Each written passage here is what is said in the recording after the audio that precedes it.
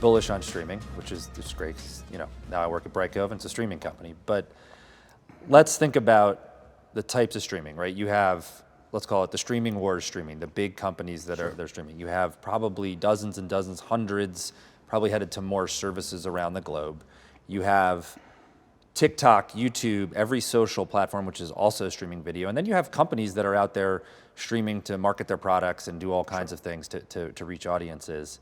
It sounds to me like if from your lens, from all the checks that you do, from all the people you talk to, that is still on a robust growth path, despite what we saw a quarter or two ago from big streaming maybe slowing down, right? You sort of say, no, you're bullish long-term. Streaming is the growth path for the majority of these types of use cases. Well, I think you have to, let's unpack that a little bit, because I think there's a lot of words in there in terms of like all the moving pieces.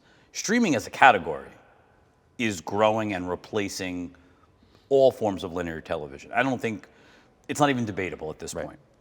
And when you think about that, I think we all have to stop this definition of what is quality.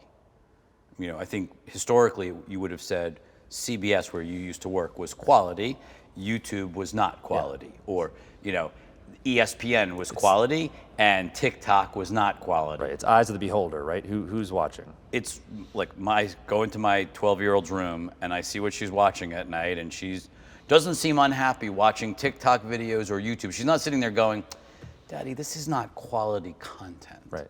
For her, it's incredible. It almost reminds me in many ways, if you think about sort of, what was the beauty of the cable bundle, right? There was a genre. If you loved food, there was a channel. If you liked home and garden, there was a channel. If you liked American movie classics, there was actually a channel, right? Right.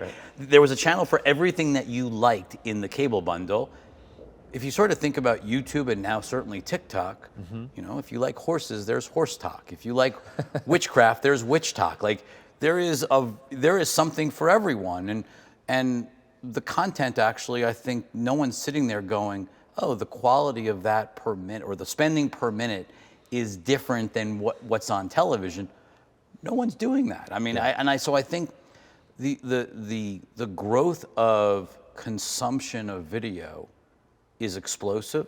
Right. Sure, linear is going down, but overall time spent with video is growing pretty substantially. I mean, I think the cure for boredom is YouTube and TikTok and all of this content.